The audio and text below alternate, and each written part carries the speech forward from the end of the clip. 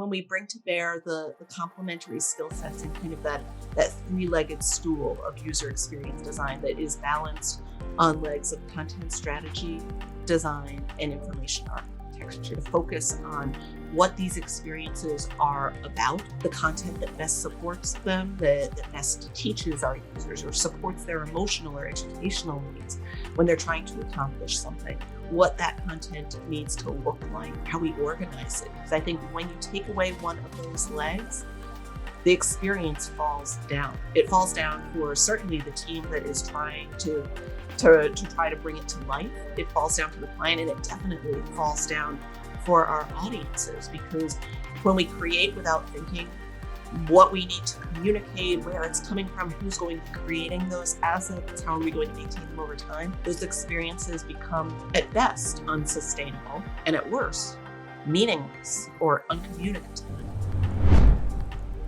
Hi everyone, welcome to Design Works, where we explore why, how and what design and designers are driving forward.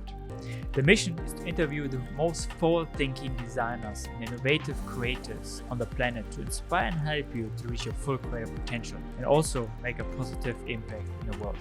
In this episode, I chat with Margot Bloomstein, who is the author of Trustworthy and a content strategist and founder of Appropriate Inc. Margot has a long history in working with designers and product managers on content strategy. Trust is becoming an ever-increasing topic in the world of digital products. So we touch base on how you can make sure the content design creates actual trust, and how do you measure the impact of content strategy, and also how the world of content creation is actually changing.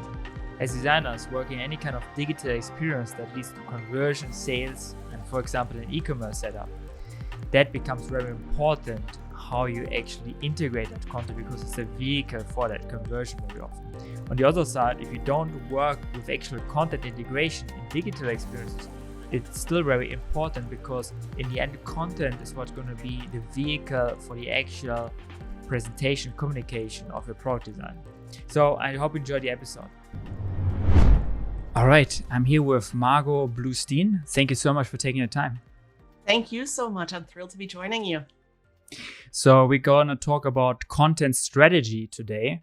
I'm actually super excited to talk about that, to talk about trust, to talk about the interlinkage between content, strategy, and also experiences of products and how it all plays together. And I think specifically the time we are right now, I think the topic of trust becomes increasingly important as we, I think, are in a knowledge economy, basically. And I think information is coming from a lot of different sources. And some of the people even question if these sources are still true. And, there are even topics that are emerging where you can't even distinct if it's actually real or not, if you're looking at topics like deepfakes, etc. So I think moving forward, I think it's going to be an increasing important topic, specifically in the digital area. So I'm looking forward to learn from you in the episode. I think what would be really great for the audience would be if you could just give them a high-level overview about your journey coming from more of a communication design background and moving towards content strategy. I think that's quite interesting to set some context.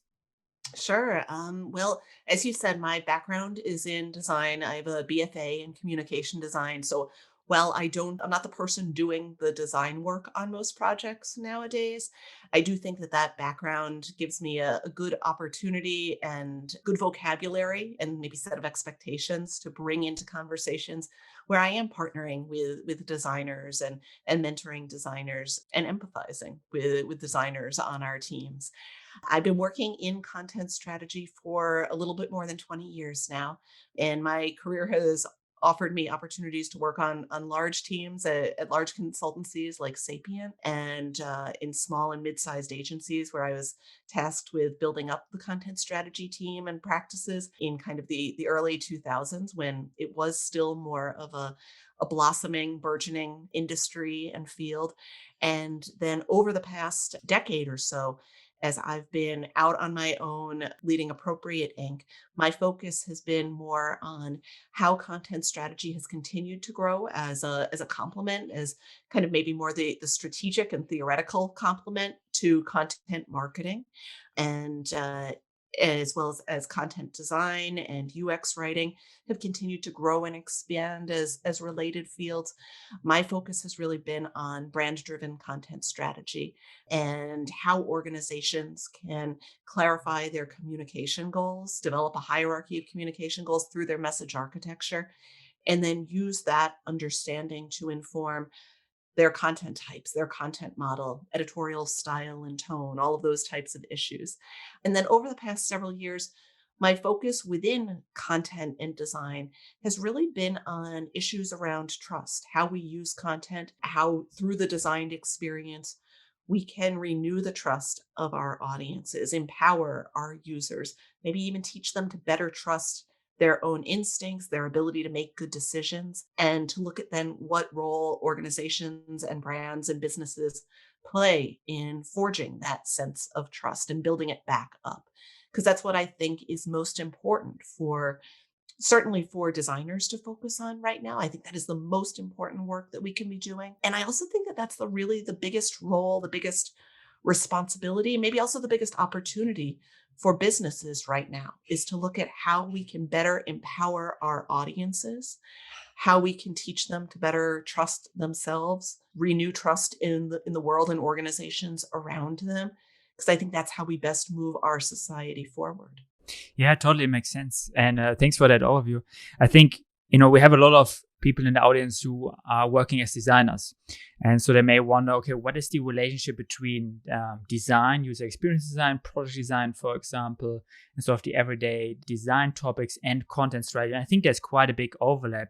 I think maybe you can talk a little bit about how your collaboration with designers plays out. How is the collaboration looking like and on the project, and how do you divide task, and how do you leverage the different skills? How do we leverage the different skills kind of within the The design process? project. I feel like the kind of thinking around a diverse complementary design team that I think we started to see emerge within consulting, within many agencies, even 20 years ago. I think a lot of that still applies today.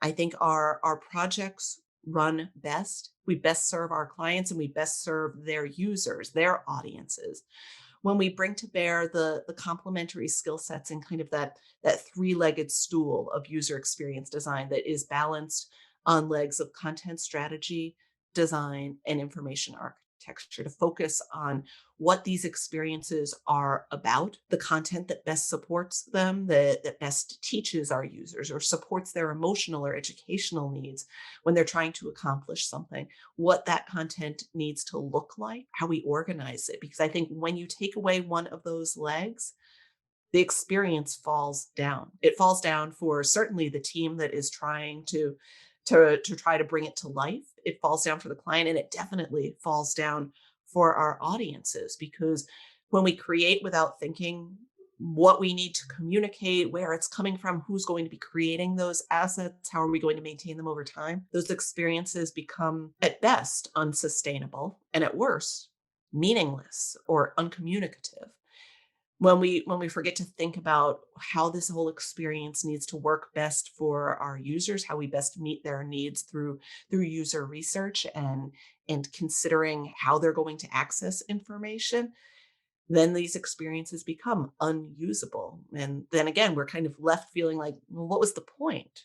And I think when we come together around projects, kind of considering those different aspects, that's when we create the strongest, most sustainable, consistent, cohesive, and appropriate experiences. And I think that's what everyone on the team seeks to find. And our users they don't articulate they shouldn't have to articulate it. But I think that's oftentimes what they're looking for too. I mean, I think as consumers, we've all experienced what it's like to maybe interact with a brand and find one kind of experience when we're talking with them, maybe over Twitter, and then another when we're calling for customer service help, and maybe seeing that the messaging on the website isn't at all like what we've been hearing in the in-store experience. And that's bad. It's frustrating. Those are the kind of interactions that drive people to competitors instead. And I think that when we are able to come together collaboratively around the needs of our users and the needs of our organizations, that's what does best by all of them. Not to say that every team needs different people in each of those roles, because sometimes you're the UX team of one and you need to bring to bear all those different perspectives. But I do think that when we find that balance, that's what does best by people and our projects. Makes sense. Um, could you maybe share one project that you have been working with, or one of your favorite projects, maybe, where you really had the feeling, or where it was really clear to you that you can drive a lot of impact by a great collaboration between the design team and maybe the content strategy team? And maybe you can maybe give a concrete example, like what were the different aspects, and pick some concrete examples there. Sure. I mean, I can't name names, unfortunately, but I think as is often the case, but it doesn't mean it's not an experience that I hope that everyone listening can relate to or one day find on a project. I recently wrapped up a project with a large B2B marketing organization. And I was part of a wonderful team where there was strong, very communicative, creative direction. The designers on the project worked well with the folks like me that were focusing on content strategy. We were all working in partnership around the organization of information and the overall information architecture. And there was another strong component on the project that I think we oftentimes forget, and it has become increasingly important, I would say, certainly over my career over the past 20 years, and that's the role of the client. And I've found that the best projects in which I've been involved, and this has definitely increased over the past several years, are the projects where we're able to bring in our key client stakeholders. Maybe they're able to play a creative role on the team, or work with them closely to help facilitate their thinking, to help bring out their thinking and their guidance, because on every project, it's our clients who know the nature of their business best. In some cases, they may know their audience best. They definitely know their audience's history with the brand best. And I think that when we're able to work in good, tight partnership with them, maybe through collaborative exercises along the way, on this project, as well as on several others over the past few years, I've really changed my approach to developing things like editorial style guidelines. I think my approach with many of the steps of content strategy, many of the activities and conversations along the way have always been just that. They've been conversations. They've been very collaborative. It isn't just a case of me collecting information, going off, doing work, and then presenting it back to the client, because invariably you see how some things can be lost in translation. And I think the approach that I've always taken to message architecture speaks to that, where I always feel like it's my clients that are doing the work of articulating their communication goals. My role is simply to facilitate how they do that and ensure that they're able to communicate it in a way that I can then use that guidance for my subsequent work, and everyone else on the team can also use it as well. So I'm there as kind of a facilitator, drawing in my years of experience, best practices in the industry, what I know other people on the team are going to need from this kind of process. And that's how I get them to work together to put together a message architecture. And with editorial style guidelines, this very tactical tool that aids content design, aids content strategy, it's going to aid their copywriting moving forward. It oftentimes has an impact on design and information architecture and kind of the broader user experience. This very tactical tool, it used to be that I would kind of collect my information for what needed to be in there, what sort of guidance around style and tone, and maybe best practices around certain content types. I would collect that, write up these guidelines, deliver them to my client, kind of with a bow around them. And then we would oftentimes do training with maybe some of their internal copywriters, maybe some of the freelancers they worked with, and that would be it. And sometimes those guidelines were well adopted, and my client could run with them. But I didn't always know that that was the case. I knew that sometimes that wasn't the case. And over the past several years, I've taken more of an approach that is more collaborative. And I think on this recent project, we definitely think everyone on the agency side sort of saw the value of what happens when a client is part of a very collaborative process, and when we have more working sessions than presentations. And I think with this particular part of the project, that's exactly what happened. So rather than kind of doing my research writing up the thing, presenting it back to them is like, here it is. Instead, I worked closely with them to first put together a workshop to discuss all of the different topics that I wanted to make sure an editorial style guide would comprise. Then we met and kind of worked through each of those so that I could hear from them. Like, in what cases were they like, we have to use title case because of this sort of history or these sort of issues in past maybe press releases and whatnot, or why in some cases we needed to follow AP style versus Chicago manual style, or why in some cases they wanted to really hew closely to maybe Google's editorial style guidelines or MailChimp's voice and tone guidelines. So I worked with them to kind of hear the history, hear the angst, hear their concerns. And that meant that they knew I was hearing their concerns so that everybody in the room could also hear that I was hearing their different points of view. So then when I went back to kind of write up this compilation of our conclusions, there were no surprises in it. I wasn't delivering it to them and saying, here, now go run with it. Instead, I was bringing it back to them and saying, not here's what I created, but here's what we created together. So by even that switch in pronouns of going from I to we, they were already better set up to adopt it. They were already more inclined to evangelize it within their larger marketing organization. So I feel good that our time together and the budget on it and everything that the team had invested in it in terms of their creative ideas, it wasn't going to be wasted and it was going to be sustainable. And I think that's what we see when we work more collaboratively within our teams and within teams that include our clients, that the work we do together is so much more sustainable, so much more likely to be adopted and championed within the organization. And I think at the end of the day, that's certainly what our clients want. They don't want to waste budget either. They don't want to waste ego and reputation on bringing in teams whose work falls flat. And I think most people that work in consultancies, in agencies, as well as internal marketing organizations, we want to see that our work lives on long after the projects on which we complete it. I think it's very interesting you use the term sustainable when it comes to how much basically you take an idea gets been taken forward after that project or basically after the scope is done. And I think it's actually a topic also coming up in a past episode is that obviously this is a challenge, right? From the outside, if you work with a large manufacturer, large organization, basically from the outside, very often things get lost in transition. And obviously you want to make sure that the innovation, your concepts, they survive and basically taken forward. And there are a couple of strategies in how to ensure that besides stakeholder involvement, making sure you talk to the right people, inviting people, and make sure you don't have the sort of not invent the tier syndrome where basically the people that, are forced to take something forward where they're not feeling like they're the innovator or the creator of it. And I think with the aspect that you pointed out, using the term we instead of me, obviously this plays into that.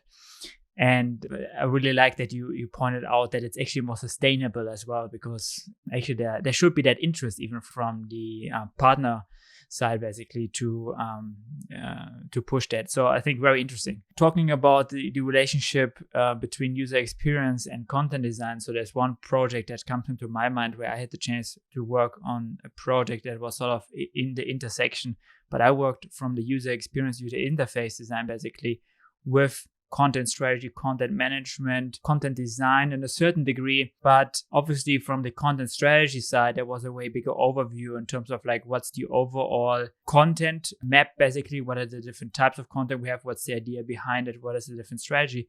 And then we actually from the user experience side, basically as we were developing this product, we had to see what content, what of the different content verticals actually is appropriate for this product that we're working on.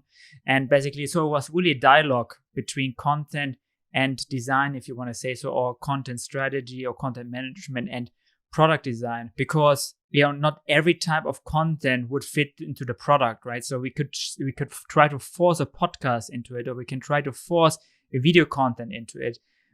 May it be because of business reason, but it doesn't just fit into the product experience. I think that it needs to be an open dialogue, and I think you can see this with a lot of specifically e-commerce. It's a big e-commerce trend, obviously. If you look at how to, create a narrative around the products and services that you offer. There is obviously interlinkage between story, content, and then basically the e-commerce side. So I think content, overall, I think you can see it more and more digital products, because I think it's a more softer entry point as a funnel. Also, for example, for an e-commerce experience or some kind of conversion. So I think that's also interesting, that content is getting more popular as a funnel as well. And I think more and more companies try to pick it up. Right. I mean, I think to me, that is one of the big challenges around content marketing, that we do see the value of using content, as you said, as a funnel to bring more people into organizations, to bring more people into e-commerce sites, hopefully to teach more people to be smarter consumers too, to help them better help themselves as they're deciding what to buy or to choose where to buy it. I think the challenge around that, as you described, is that not all content types are right for all brands for many reasons. And one of them is around, well, what is sustainable? And if we say that maybe that video clips about products are the ideal way to bring people into an e-commerce site so that they can see lots of video reviews and whatnot, that's great if you're part of a marketing team that is adept at creating video content, that has room in the editorial calendar to continue creating it and keeping those videos up to date, that knows how to tag them so that they can be easily accessed and repurposed across like the central web presence and then throughout the organization's online ecosystem. But if any of those pieces is missing, or even if just there's no budget to keep creating video content, it's dangerous to start going down that route, because that's what leads people to think, oh, this content is incomplete, or yeah, they have video content, but it's really woefully out of date, or it's really not on brand, not the right tone of voice. And those are the things that chip away at brand integrity and brand consistency. And I think the other issue around not all content types being right for all brands is that I think it was the Austrian psychotherapist Paul Watzlawick that said you can't not communicate. And our very choice of content types communicates a lot around our brands. If we want to communicate that a brand is maybe very, very rigorous and detailed in its research and very erudite and studious, maybe we shouldn't be blogging about our research. Maybe instead we should be releasing more white papers or releasing more information in the form of infographics that pull people back then to read the long form copy. Or if a brand wants to communicate that it is fun and hip and very youthful and in touch, maybe we should be throwing a lot more budget into social media where we can maintain a more responsive dialogue with our audiences. But it goes back to the idea that it can't be everywhere all the time. Even the largest marketing organizations can't be in all of the 100+ channels that the Content Marketing Institute describes as possible venues for content marketing. Can't do all of it all the time because there are opportunity costs associated with that work. If you're investing all of your creative resources, your time and budget and creativity and energy from your team in one channel, you may not always be able to repurpose it for other channels. And I think that those are very real concerns for organizations, because they do come back to having a monetary impact in brands as well. When people are creating content and then see that the organization no longer supports it, or it falls by the wayside, or that blog that you launched, after 6 months, everybody's abandoned it. That's what leads people to start to think, maybe I'm not really having an impact here. Maybe I want to look elsewhere. Maybe I want to start dusting off my resume. And those choices have very real financial consequences in organizations. Yeah, I couldn't agree more. And maybe just to give the audience maybe an additional aspect where I think content strategy / content management and user experience design plays together is obviously, also that if you, for example, create the content or try to integrate content into a digital product, you obviously have a CMS system, right? So you have a sort of content management system in the background that sort of manages that. And I think one of the additional challenges, specifically we talk about an app, for example, where the real estate of the screen is very limited. you're going to approach that differently towards a website where you can maybe show more content. And that plays into factors like how much text do we show, how much letters do we have for the headline, what's the length of the video of the autoplay, and what do we show basically after user clicks on it. So what I, again, to the topic of interplay between content strategy and user experience design, is that for example, when this project I was explaining, the CMS was kind of shaped together, where it was sort of a back and forth, a dialogue between what makes sense on the product and what do we have from the content strategy, because the content strategy looks at all of the different touch points. As a user experience designer, you mostly work on one product. So you're just one of the touch points of an overall content strategy, right? A content strategy looks, and please correct me if I'm wrong here, looks at a lot of different touch points and look at how the brand is behaving across touch points, and it's not focusing on the touch points, obviously taking touch points into consideration, but that's sort of a second step when it comes to an implementation of content strategy, where you look into, okay, like how do we actually integrate it? How is the CMS set up? And I think there the interrelation between user experience design and content strategy, I think, comes together. Where I think even also from a design side, you can sort of influence a little bit how the content strategy gets applied basically in the end, or gets implemented. And I think it needs empathy from both sides, I feel like. And another challenge I feel is the topic of usability, because specifically if we talk about, I think when it comes to content strategy, sometimes it's a lot about values, it's a lot about a narrative and a message, and sometimes this can conflict with a very clear usability you maybe need on a digital product. Let's say you use sort of more vague descriptions maybe that work very well on a website, or where people have more time to kind of follow the narrative and follow the story. While maybe on the digital product, you just need to have a more clear naming maybe to make clear to the user what they actually mean. I think it's almost a different way to kind of test these things between maybe a digital product versus content. Because on content, you can look a lot on analytics, and obviously you can test out different things. And I actually would really like to learn how you do the testing of content strategy, and how do you do basically test. But for example, on a user experience side, you have to consider other aspects like obviously usability, but also user research, etc. And I'm wondering how much these things maybe apply in a content strategy process when it comes to the validation maybe of content strategy. Well, I think I just want to go back to some of the earlier points that you were making there too. I think as far as the sort of opportunity and maybe liberties that we can take between different platforms, whether it's engaging with a user through an app and that kind of user experience, or on a website. I know you said that, sometimes you can be more vague on a website because there's more time for a story to evolve. I think we do have opportunities like that. However, I don't think there's ever a time to sacrifice clarity with our audiences, because whether they're meeting us first on Twitter or first on Instagram, or maybe first through the app, and the app is driving a portion of them maybe back to the website, or vice versa, that our website is then driving people to download the app. I think every step of the way, we still need to be consistent, not necessarily monolithic, but consistent with the qualities that we communicate about the brand, consistent with what we're offering people, so that if that is the only opportunity we ever get with them, they still know what the brand is offering them, what they could have done there, what they are able to do there.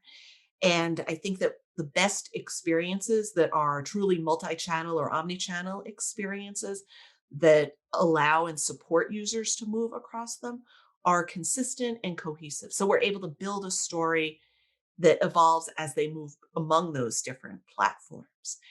That is what has always worked best, going back 100 plus years in the history of retail.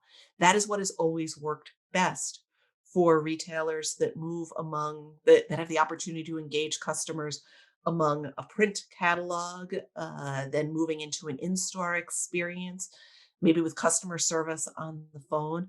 When we're able to support them effectively, and they know that no matter how they engage with the brand, no matter how they engage with us, whether it's through how something looks, the interface of a product, what they're reading, what we sound like, that they're always getting the same organization. That kind of consistency matters. But it's hard, especially when our own organizations are siloed and different people or teams are responsible for those different channels.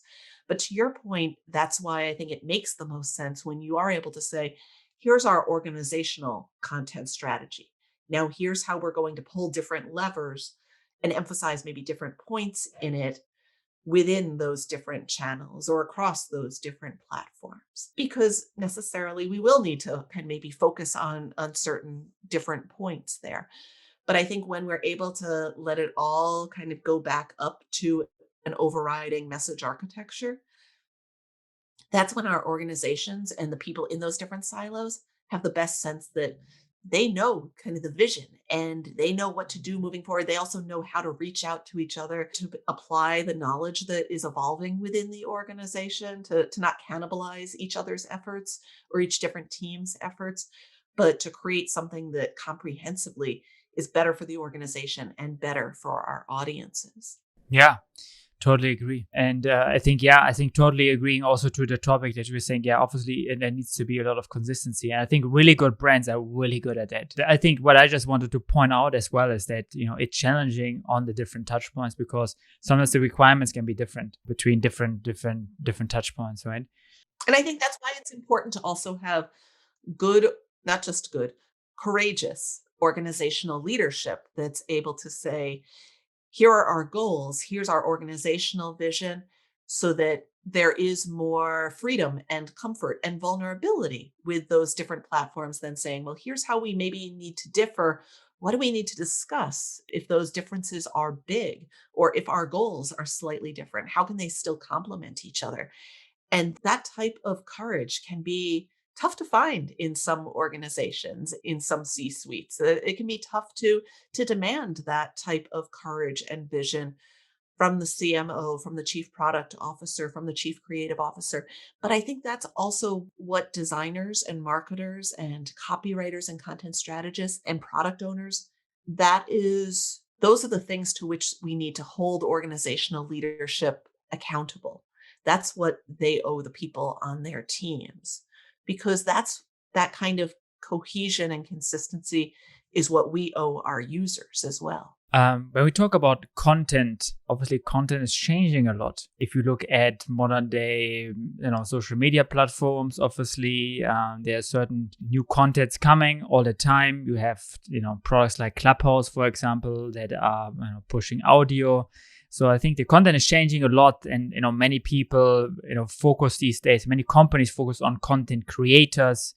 I think that's a big trend. But there's also the aspect of algorithm that's, gets very important. If you see at, how TikTok works or Instagram works when it comes to algorithm, how that influence content creation, even where people creating content because the algorithm is promoting it today, and maybe tomorrow they're creating different content because algorithm promotes a different type of content tomorrow, down to how you edit content. And I think so it becomes a very fast business, you could say. So you constantly have to basically look out how things changing. Could you maybe talk to that? What's your feeling basically looking at that, the general transformation, how content is working these days, and where do you see it going? Quantity matters, but quality matters more. And I think that that's a trend and a realization that we've seen within the content marketing discipline.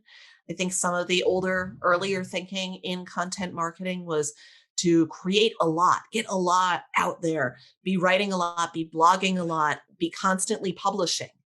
The problem with constantly publishing is that it is irresponsible to not think about, well, how are you constantly then having to maintain that content?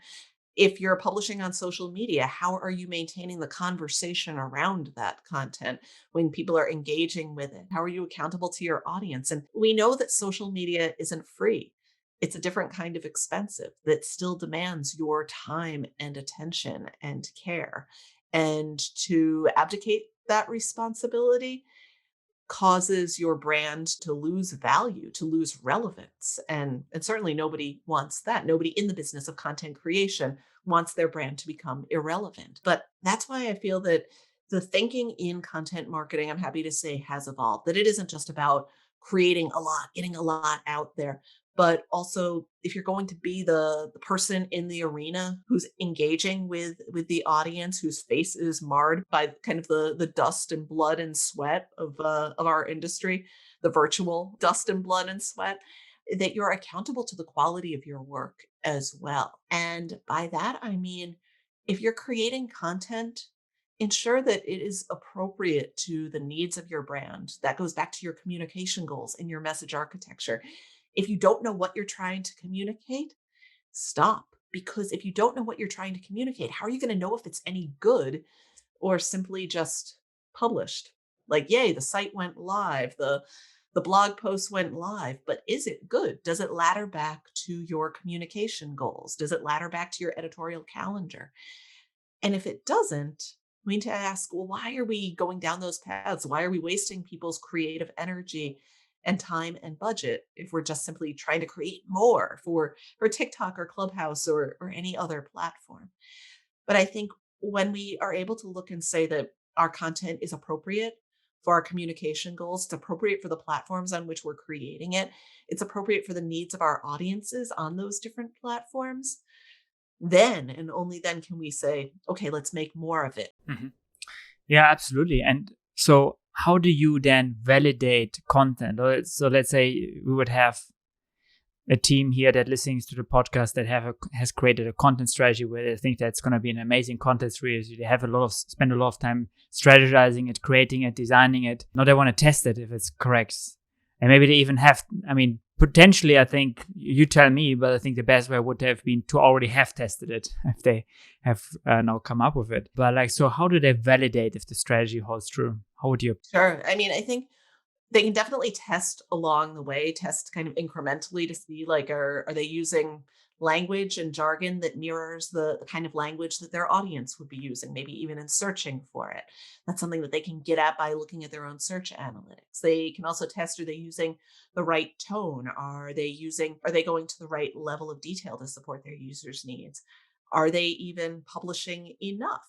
Are they giving people the amount of information they need? And I think that's kind of the core question that every organization needs to ask. Whether you are engaging an outside copywriter, whether you're engaging an outside social media agency, or you're an internal marketing department, we need to reckon with this fact that more content is not always better content. When we're trying to determine what is the right amount of content to offer our audiences, you know you've offered them enough when they can make good decisions based on it. And this is important, but they can make good decisions and feel good about the decisions they make. And that is not some sort of fluffy thing that we cannot measure, because we can and we do all the time. When you look at like on e-commerce sites, the rate of product returns. When returns are low, it means that people have purchased products, get them, and still feel good about the decision to have purchased them. When the rate of product returns are high, it's because, well, they needed to maybe kind of showroom it in their house. They needed to maybe go back and forth, or they got something and then said, ugh, I wish I hadn't. I need to make a different decision, so I'm going to send it back. But looking at things like the rate of product returns, the listening in on customer support calls and the types of information people are looking for, that tells us a lot about if people are feeling good with the decisions they're making based on the content we create. Because when people can take in enough information to make good decisions, that's a sign of their confidence, that they feel not just confident in the brand that is offering them enough information, but more importantly, confident in themselves, that they've gained enough knowledge. And it can be maybe on a big ticket purchase. It might be on something that is far more esoteric. Maybe it's around how they want to vote, or a very complex emotional decision, or maybe an emotionally fraught financial decision. And when we look at how people are making those decisions, in many cases, it goes back to the content that we're offering them. This is a lot of what I'm getting at in Trustworthy, the book that came out in March, where I look at how content and design support people's ability to trust, not just in the organizations around them or where they choose to shop or where they choose to eat, but also in themselves. And I think the right amount of content That varies for every audience, every brand, every industry, but we know we've offered them enough content when they're able to make those decisions and then indicate their confidence in those decisions. When they can make good decisions and feel good about the decisions they make, that's how we maintain a positive user experience. I mean, the topic you mentioned regarding the quality versus quantity is interesting. At the same time, it's also slightly, sometimes a bit, we are a little bit forced sometimes there as well, because if you think about how algorithms work, they ask you to post X times per day in order to push you, so there is a lot of framework and a lot of basically sort of, I would not say decisions, but let's say like recommendations come basically from the outside. They're basically rules that are set in place that can change any day, and they're basically gonna decide like how many views you get. And so I think that's a challenge, right? Keeping up the quality but then still playing in the rules, or basically not playing in the rules maybe, but still having so great content that you don't maybe need to play in the rules. It's a high bar potentially, right? But that's just a challenge I see, because as a content creator, you're not fully in control about the game, about the play field and how the rules are all the time. Specifically, we're talking about social. And I think that in those kinds of situations, we also need to ask, do you want to do well to please the TikTok algorithm? Or do you want to do well to please your users? And how much of their decision making will be based on the kind of information they're getting on TikTok? And I think we also need to consider, do you want to win at TikTok or win at Clubhouse, or do you want to win with your target audience? And some of that goes back to looking at the broader ecosystem that they're using to kind of come into your funnel, to evaluate, to gain comfort, not just with your brand, but with their own knowledge, maybe coming from your brand or around your overall product space. And so I think there's a lot of opportunity there to kind of carve out your own playing field too. And I think before that, you mentioned also something very interesting. You gave two very concrete examples. How do you measure the content strategy, right? You said like one could be how many returns you get on your products, because the better the lower the returns, the better the people are informed and the better the product experience aligns with the content that comes beforehand. You mentioned also customer support, basically. So basically having low customer support rates basically is an indication for a good content strategy potentially. Are there any other KPIs a business should look at or a product team should look at to validate their content strategy? I mean, looking at some of the other different content types and topics that you're addressing, take a look at employee turnover. If people that are content creators are frequently leaving your organization, it may be because they feel like their content is not making a difference, or that there's little support for kind of long-term initiatives there, that they're creating content and then it's kind of falling by the wayside because your organization is sort of ping-ponging all over the place. I think it's also worthwhile looking at things like in addition to employee retention, the hiring and recruitment funnel. If your organization is trying to be a leader in diversity and inclusion, and if you want to be an employer of choice in your region or in your industry, take a look at how potential employees are evaluating your content. Are they learning and then choosing to go elsewhere? Or are they learning and then keen on learning more, that they want to keep going down that path? And I think those are both areas where maybe with any kind of KPI, some organizations look at those numbers and say, yeah, but every time it's a personal decision. If we're getting a lot of product returns, it might just have to do with like product, maybe QA, or this product just didn't hit right. And it's easy to write off many of our mistakes to other departments, to blame others. But some of it also goes back to looking at what we ourselves can do to improve around communication, around content strategy, around offering a more cohesive, consistent, authentic, trustworthy experience to our audiences. So I think what's also interesting is the aspect of trust. You have mentioned this now a couple of times, I think, in the episode, and you wrote a book about it, Trustworthy, which I think as a topic, I think is becoming more and more relevant, considering the topics that I was mentioning earlier. Deepfakes, content being harder to validate, people really seeking trust basically in content. It has been even a topic on a political level, specifically in the US. So trust becoming increasingly important. So What are your thoughts on trust and content, and how can businesses and content creators make sure they're creating trustworthy content? It's a complex issue, but I think it's exactly the issue that designers, writers, marketers, content creators of all stripes do need to prioritize. Because if we've lost our users' trust, any other efforts at marketing or engaging with them will fall flat. And that's what we've seen over the past few years, where sales cycles are taking longer. So many marketing messages are kind of falling by the wayside because across a broad variety of industries, I'd say across all industries, the problem that we saw in the political sphere is now much more widespread, where people are being bombarded with information only to take kind of a cynical ear to it, to say, I don't need to hear anymore. I know what I know. You're not going to affect my beliefs. And if it feels right, it is right. I don't need any more information. And that is a death knell for anybody working in user experience design, marketing, trying to communicate a message to an audience, whether it's through product interfaces, the physical design of products, any sort of website experiences. Because when people say, I'm good, I don't need any more information, they're walling themselves off from knowledge. And that's cynicism. It's not skepticism, which I think can be healthy. It's the skeptical mind that teaches us to say, I'm not going to believe things just at face value. Let me keep doing research. Let me learn more.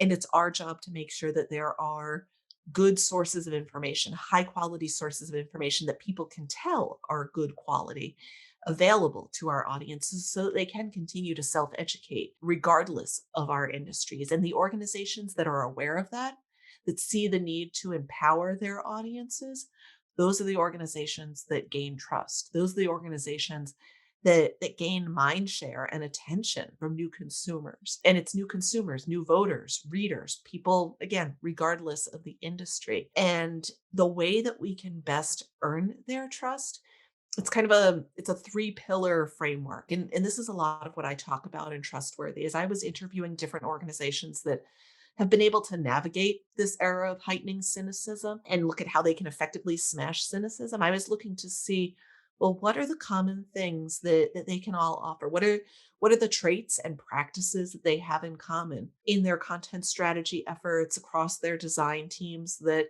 any organization can emulate? And in the case studies and interviews that I conducted and the examples that I gathered, they kind of fall into a three-part framework that focuses on voice, volume, and vulnerability. Voice refers to how we communicate visually as well as verbally with our audiences in a way that is consistent and cohesive and familiar. That if we're using jargon, we're using it to educate our audiences and to help them to become smarter so that they can feel more confident in their own knowledge. Volume refers to, well, how much information do we need to offer our audiences? Again, visually as well as verbally. Do we need to offer them photo galleries with every product that include dozens and dozens of photos? Do our images need to be incredibly richly detailed to convey enough information? Or is it better for our diagrams, for our photo galleries to be much simpler? Should all of our sites be much more clean lined to convey enough information? And then how long should our blog posts be and our articles be? How frequently should we be tweeting? And that all speaks to how much information our audiences need to make good decisions. And then, as you heard me say, feel good about the decisions they make, to feel confident in themselves as well as the brands that are helping them get there. And then the third section of the book focuses on vulnerability. So, how we establish rapport by really showing the human side of our organizations. And this affects both how we make our values visible, how we help individuals, whether they're potential customers or potential employees or the press, how we help them know who we are and how we are and what we value, what we stand for. But vulnerability also refers to what happens when our organizations mess up. Maybe when they've waded into a social issue and now need to wrangle with it themselves, or the CEO does something incredibly boneheaded. What we do then, how we tackle the issues around apology and accountability to demonstrate repentance with our audiences and maybe even bring our audiences closer. So, how we can prototype in public to show them and share with them our brand stories of evolution and improvement. So, I think between those three pillars of voice and volume and vulnerability, that's how our organizations best build trust. And addressing each of those pillars, that is the job of content creators. That is the job of designers, of user experience designers and product owners, because we do shape and inform so much of our audience's understanding of the brands that we represent and their interaction with it. We hold the keys to really fine tuning those experiences. Yeah, I think it's super interesting what you've been mentioning and how, if, for example, like if a business does something wrong and, they basically make it transparent and then kind of act on it in the right way, this can also create trust. So yeah, I think I really like the different topics that you mentioned. And I think to the first one that you have mentioned, I think it was very interesting to see in probably the last 1.5 years, specifically also with COVID, how specifically platforms that have to deal with different contents have to navigate now to this time of, misinformation. So, for example, you have certain labels on content now to say like, this is content that is, talking about COVID. Here you can actually see a more proper source on this. So, by looking at basically different contents and then basically making sure there's no misinformation. But I see this as a big problem because there is obviously the platform algorithm. That's one actor in the system, right? And they have a lot of influence. And you need to orchestrate that experience. And then you have the people passively looking at the concept. And then you have the active content creators. They have a content strategy even. And the businesses, and they're playing into the system. But it's basically these three parties kind of playing together here. And as a contributor and creator, you're not always fully in control, because if I happen to look up a certain type of content on YouTube all the time, the information I'm getting very biased. So on a certain topic, because the algorithm sees I'm looking at that content, so I might be interested, so it feeds me more of that. So that's just an overall challenge, and but yeah, I think an exciting challenge also to work with when it comes to content strategy. So I think we need to wrap it up, unfortunately. Thank you so much for the time, and I think we need to stop the recording here. But thank you so much for sharing insight, and I hope the audience learned quite a lot here. Thank you so much. This was a lot of fun. All right, that was the episode. Thank you so much for tuning in. If you enjoyed the episode, make sure you give it a thumbs up. Let me know in the comments or by taking in the post what were the biggest learnings for you in the episode. I'm always super curious about that. If the episode provided you a lot of value, make sure to follow and subscribe, and share it with friends or others so they also have the chance to learn and grow themselves. Alright, until next time, cheers.